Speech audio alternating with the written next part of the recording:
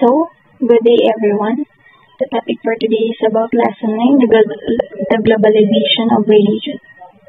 Intended learning outcomes.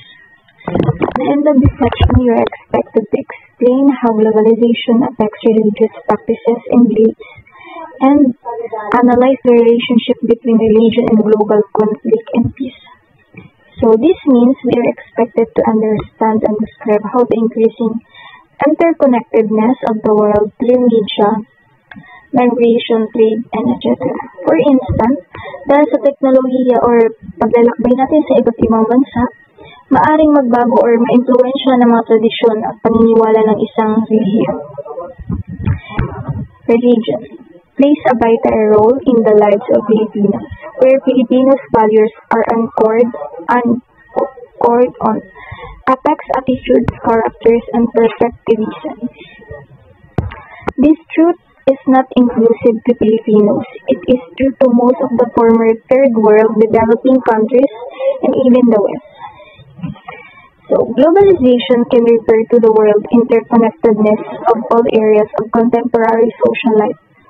One of these areas is religion, which entails a personal or organized system of religious beliefs and practices.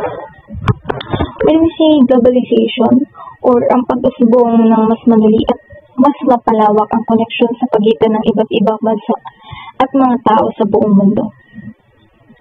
Ito ay maaaring humantong din sa pagtaas ng tinatawag na relihiyosong nasyonalismo. At dahil din sa globalisasyon, maraming tao ang nakakaranas ng maimpluwensya ng iba't ibang kultura at pamumuhay. Ang example na dito is ang paglalabas ng produkto, informasyon at iba pang mga elemento mula sa iba't ibang bahagi ng mundo. For instance, sabihin natin pagpapalakas ng pag-iisip ng sariling kultura na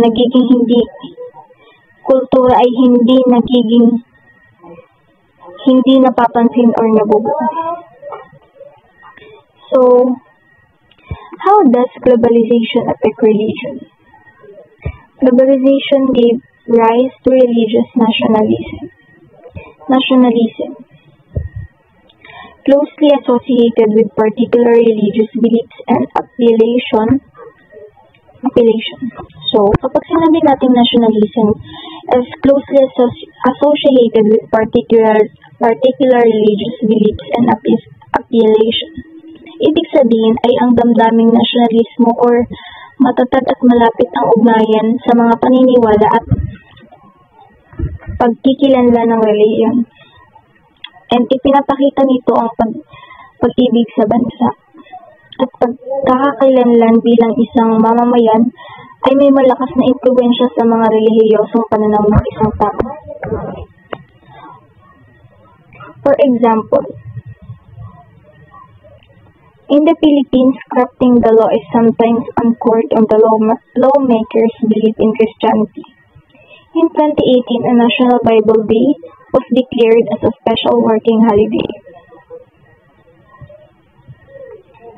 Yan ang example na dineclare ang National Bible Day as a special working holiday. Islam ruled state in the Middle East, similarly are influenced by practices of Islam. Siyempre, ang pagiging Muslim ay isang sa pangunahing relihiyoso sa estado, sa gitna ng silangan, kaya ang mga pamana, kultura at pamumuhay ang lubhang na apekto ng mga prinsipyo at tradisyon ng Islam. Siyempre, tinutukoy din dito ang batas, pagkain, pananamit, sining at mga architecture na nag-ambag sa pagkakakilanlan ng lipunan sa gitna ng silangan. Number 2. Globalization led to the turn of religion into public life. Sinasabi dito or tinutukoy dito ang pag-uusap or pag-uugnay ng mga bansa sa isa't isa ay nagdudulot sa pagiging pampubliko ng relihiyon. Ito ay naging mas makita or naririnig sa pamamagitan ng media, sa telebisyon, radyo, or internet, at iba pang pamamaraan na ginagamit sa panahon ngayon. For instance, sabihin natin ang mga relihiyon ay maaaring mag-stream ng mga kanilang serbisyo sa pamamagitan ng internet at mga pangrelihiyosong idea na mapag-uusapan sa social media.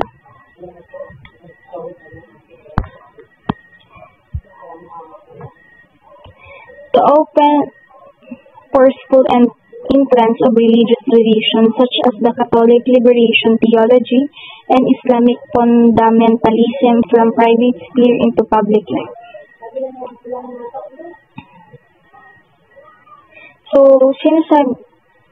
Sabi dito is, the open, forceful entrance of religious tradition into the public life, such as Catholic liberation theology and Islamic fundamentalism, refers to the shape of religious beliefs and practices, traditionally considered part of the private sphere. Personal faith and rituals become a prominent and influential in political, social, and cultural spheres. And namamanifest ng mga religious groups at mga active participating in political debates talaga sila. And nag-advocate ng mga specific social policies or demanding legal changes based on their religious interpretation. Next one is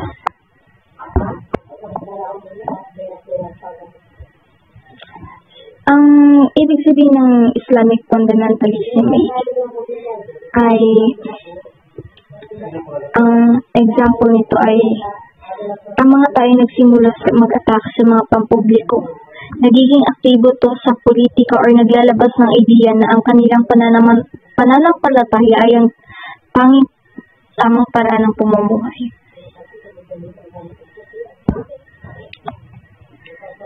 One is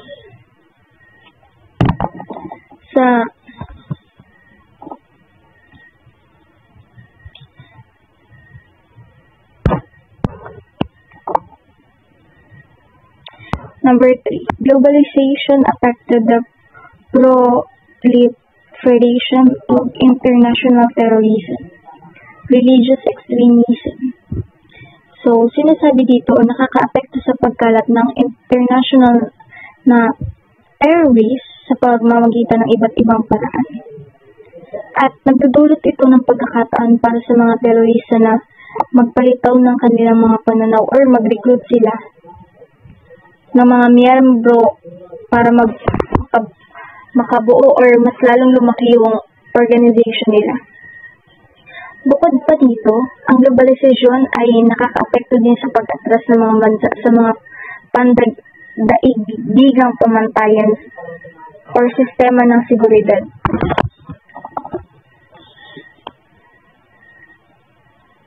A type of political violence anchored on the belief that a supreme being grants violence in the act of glorifying one's faith. Sinasabi dito is, concept being described is religious political violence,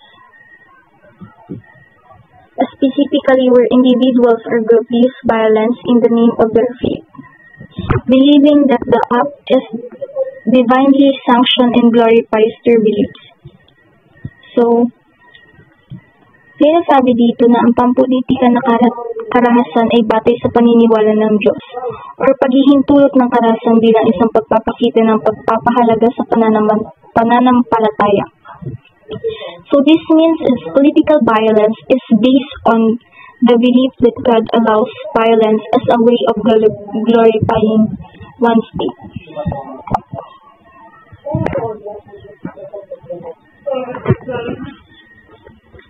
So, has become a central issue faced by the global community. Extremes believe that it's their duty to fulfill God's will through violence. So, ang ekstremista ay naniniwala na tungkulin nilang tuparin ang kalooban ng Diyos or sa pamamagitan ng kaharasan.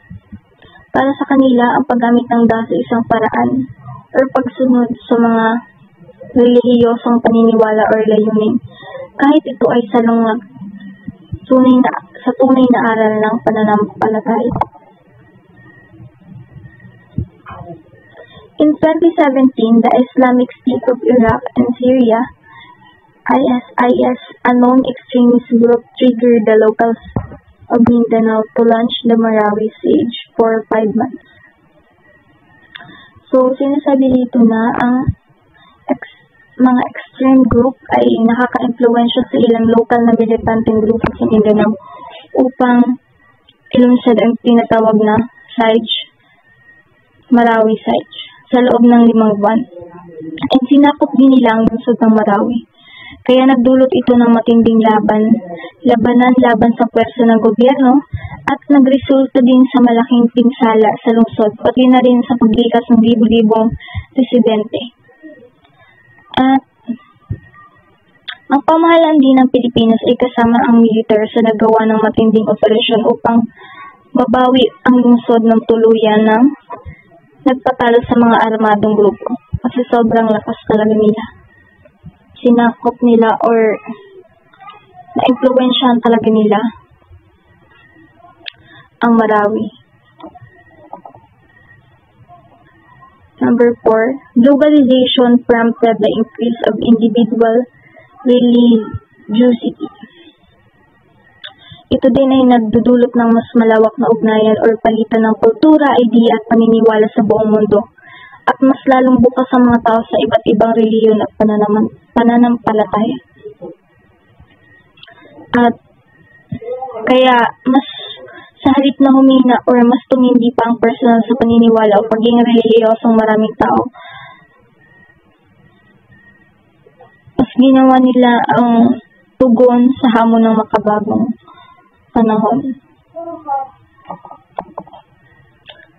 This is brought about by the individual's need to rely on his or her beliefs and relationship with the Supreme Being.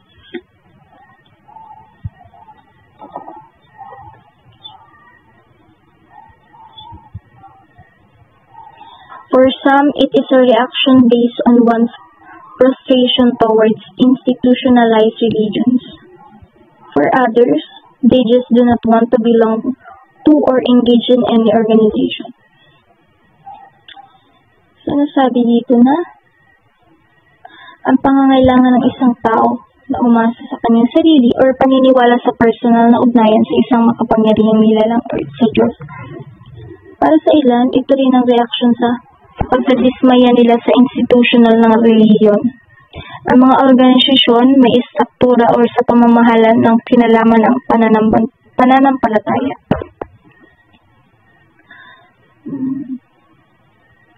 And para din sa iba, parang ayaw nilang maging bahagi or parang ayaw nilang makisali sa anumang relihiyosong samahan. Mas pinipili nilang panatilihin ang pananampalataya sa isang mas pribado at personal na paraan. Good morning, everyone. I am Daisy Coral and I am the second reporter to be continued the report about the globalization of religion. This time, I will discuss about global migration. When we say global migration, it is also influence religion. Because of migration, globalization has forced the appearance of religious tradition in places where this previously had been largely unknown or considered a minority. Radomitoff 2014. This is called the deterritorialization of religion. So, ang global migration daw po ay malaki ang impluwensya sa reliyon sa buong mundo. Dahil ito ay nagdudulot na tinatawag na deterritorialization.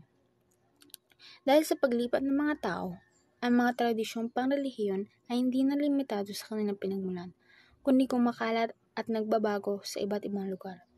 Dahil sa paglipat ng mga tao sa ibang lugar, nagdadala ito ng kanilang paniniwala at kaugalian na nagpapalawak ng pagkakaiba-iba ng relihiyon sa mga bansang tinitirahan nila. Nagkakaroon ng pagbabago-bago at paghahalo-halo ng mga tradisyon. Ngunit maaari ring magdulot ng tensyon at pagkakaiba-iba nila base sa kanilang paniniwala.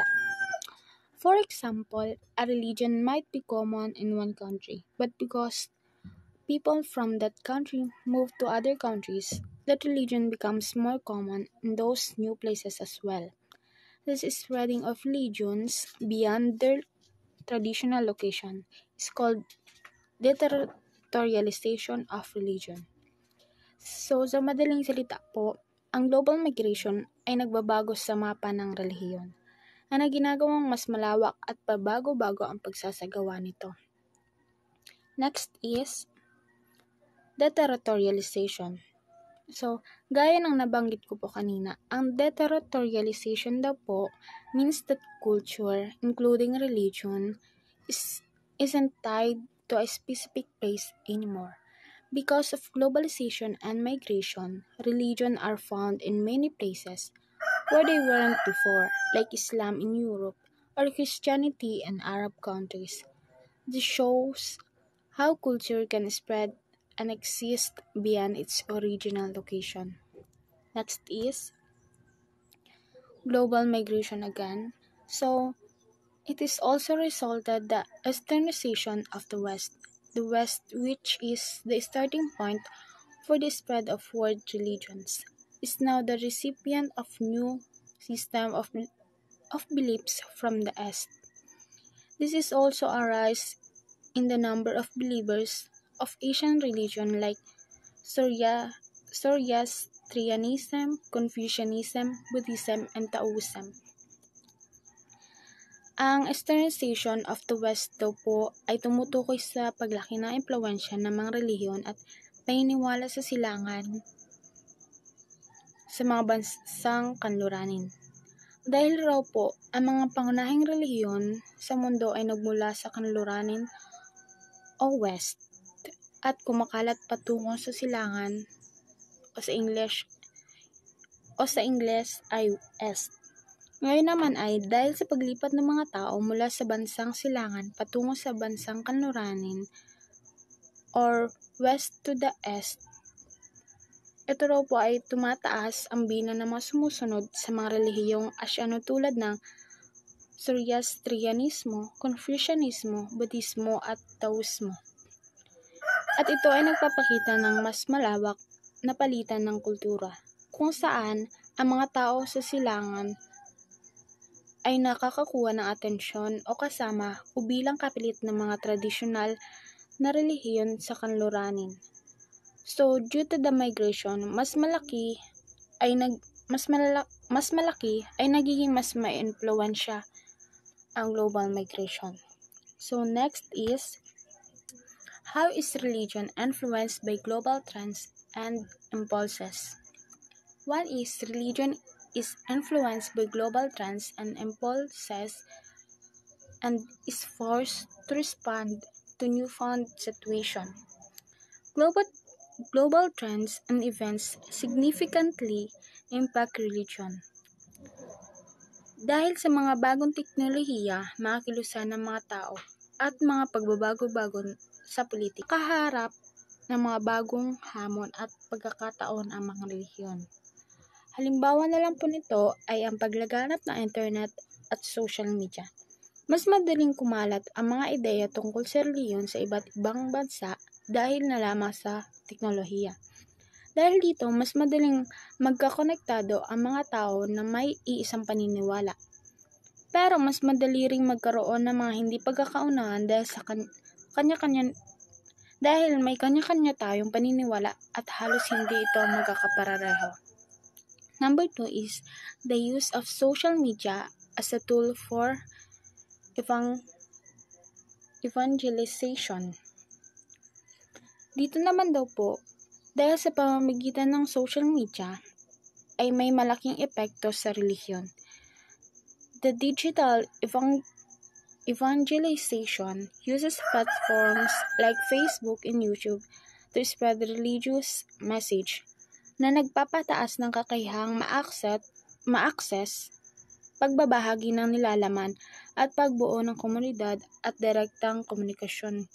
Habang pinapalawak nito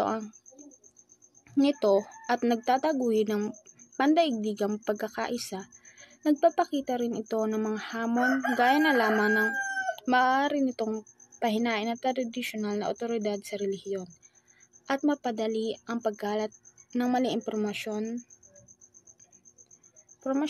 Therefore, the use of social media by religious leaders is crucial to ensure positive engagement. Next is American evangelist Joel Scott Austin and Kirk Thomas Cameron make use of Facebook and other social media platforms to spread their beliefs.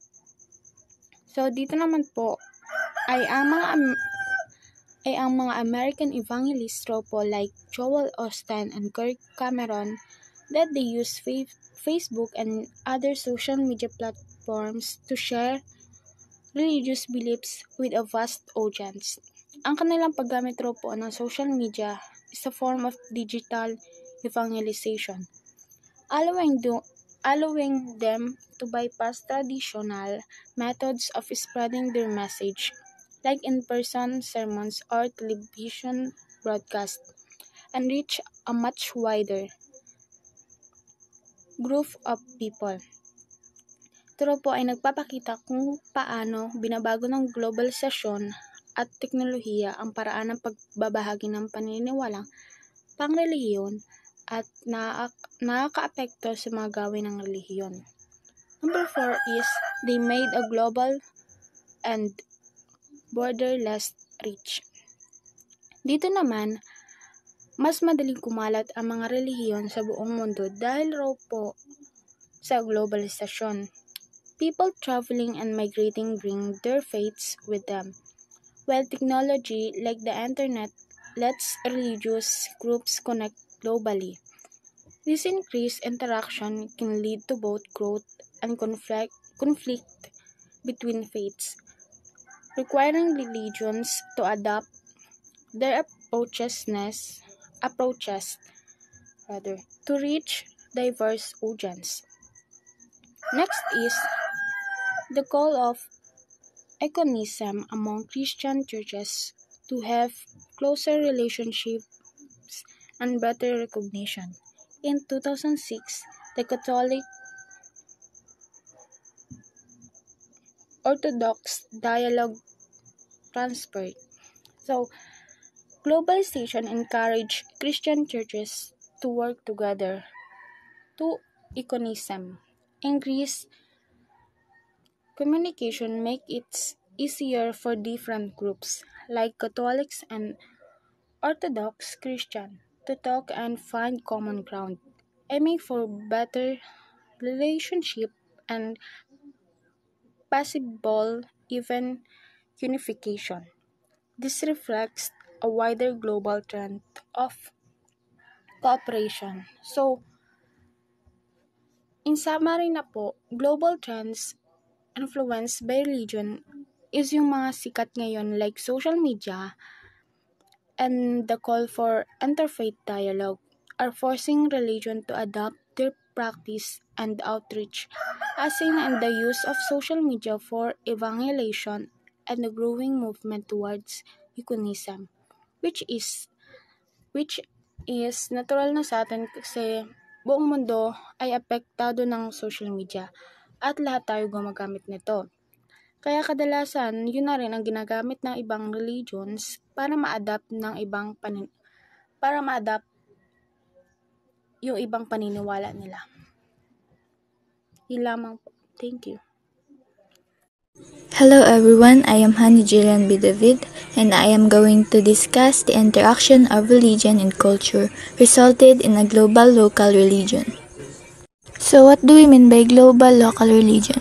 Refers to the intersection of global religious trends, influences, and networks with local contexts, practices, and interpretation. A global religion with a local mix. There are 4 distinct models of localization. Number 1, vernacularization, the blending of universal religions with local languages. For instance, Arabic is used as Islam's sacred language even outside the Arab world, while Greek and Latin remains to be the primary languages of Christianity. This vernacularization of religion also results in the creation of new branches of religion, such as that of Orthodox Christianity, which stems from Christianity. Number 2 is indigenization, from the root word of indigenous.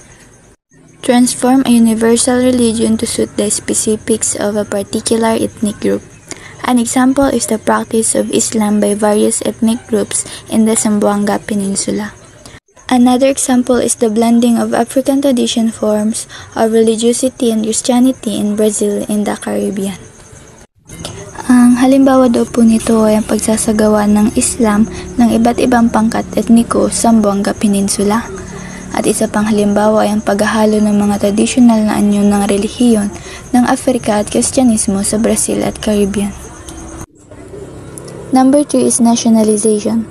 Construct a link between the nation and church. Religious institutions relate to national identities and the realities of that nation. Being part of the nation means belonging to its national church. The Philippine Independent Church and then Christian's denomination is an example of a national church in the Philippines. People also tend to add national modifiers to the religious identification.